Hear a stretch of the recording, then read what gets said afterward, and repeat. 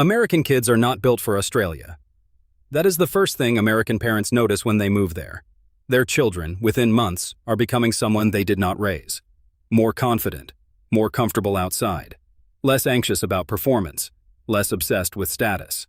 And the parents stand there watching it happen and feel two things simultaneously: pride and grief, because the child becoming in front of them is the child they wanted to raise. And they are only meeting that child now, in another country, because the country they came from did not produce them. Here is what I want you to answer before this video ends. Is the Australian child different because of what Australia gives them? The outdoor culture, the school system, the social environment? Or is the American child struggling because of what America takes from them? Pick a side before 20 seconds is up, because the answer changes everything about what this video means. The Australian school system does not rank children against each other in the early years. This is not a small policy detail. It is a foundational decision about what childhood is for. In American elementary schools, the reading group you are placed in at age 6 communicates your academic position to you and everyone around you with a clarity that children absorb completely and carry for years.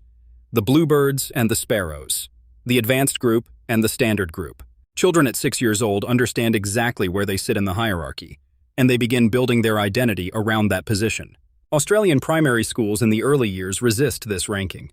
The emphasis is on engagement, on curiosity, on the experience of learning, rather than the measurement of learning. This does not mean Australian children are not assessed, they are.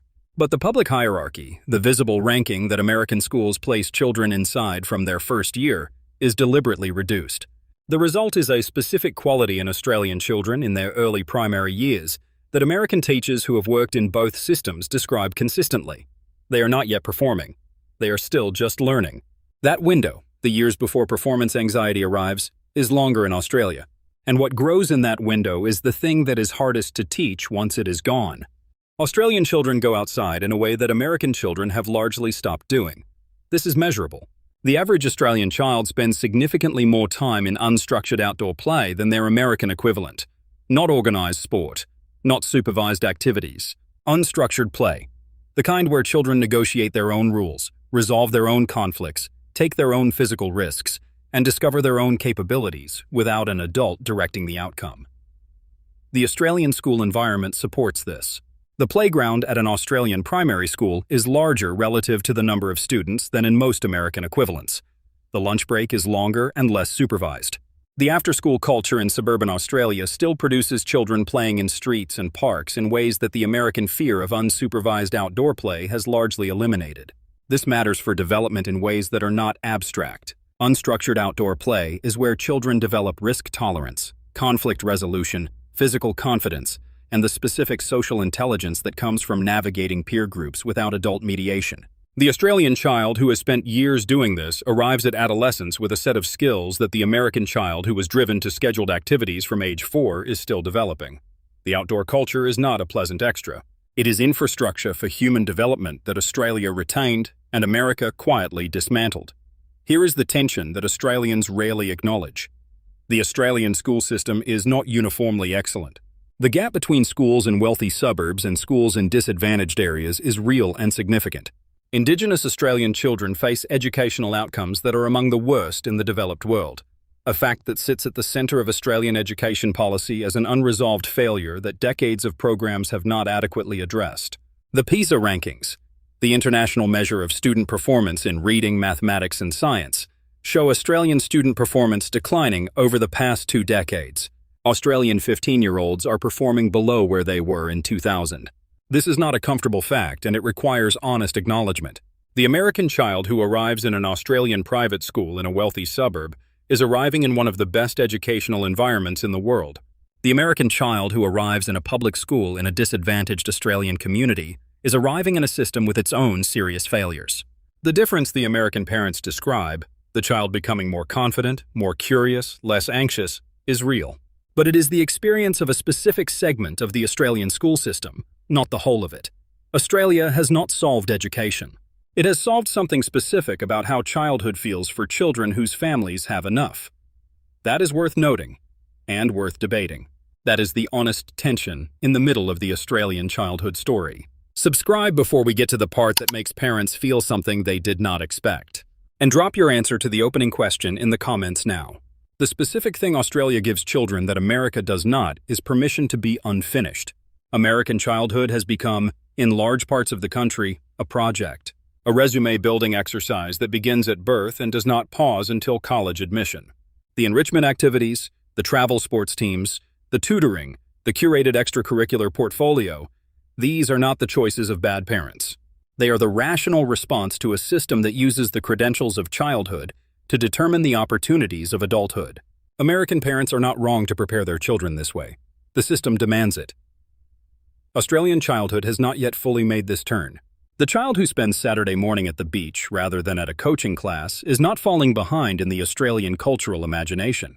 The teenager who does not know what they want to study is not a problem to be solved. The 22-year-old taking a gap year is not a failure. They are doing something that Australian culture specifically created a name and a social permission structure for. This permission to be unfinished, to develop at a human pace rather than an institutional one, produces adults who arrived at their choices through experience rather than pressure. And the Americans who watch their children become those adults, in Australia, in real time, describe it with a specific word: relief. Not just for the child, for themselves.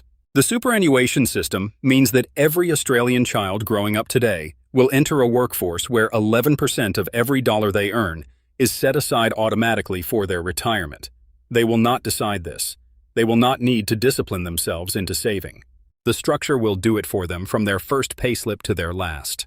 The American child entering the workforce today enters a system where retirement savings are voluntary, where the employer contribution is inconsistent, and where the median retirement savings of an American at 65 is not enough to fund a comfortable decade without additional income. This gap between the Australian child who will retire with structural security and the American child who will retire with whatever they manage to save voluntarily against the pressure of healthcare costs, housing costs, and stagnant wages is not visible in childhood. It arrives at the end, but it shapes everything before the end. The Australian adult who knows that the retirement question has a structural answer moves through their working life differently. They take different risks. They make different choices about work and time and what the decade of their 50s is for.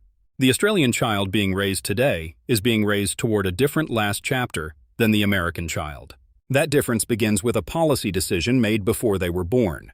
So here is what the data and the experience of American parents in Australia consistently confirm.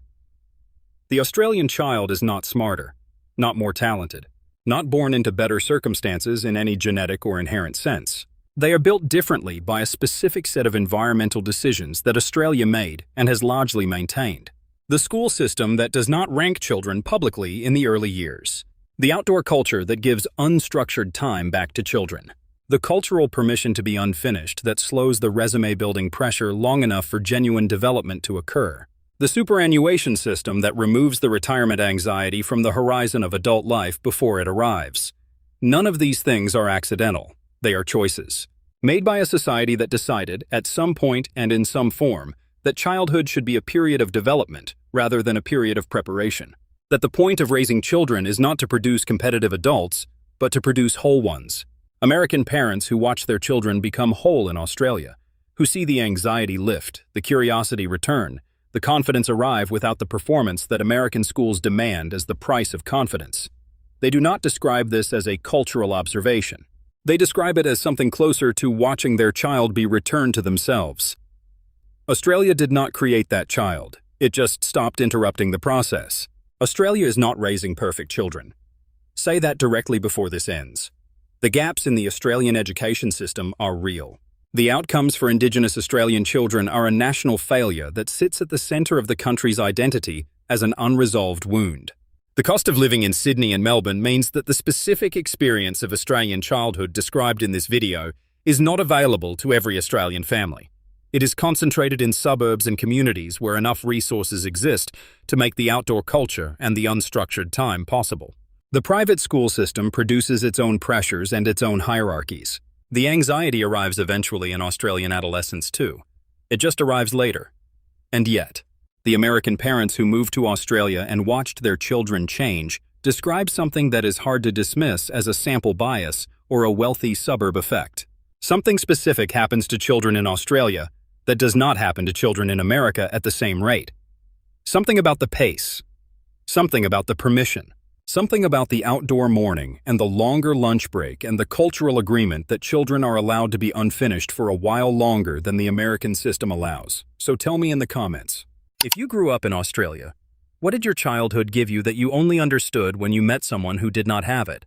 And if you are American, do you think the way America raises children is producing the adults America actually needs? Pick a side.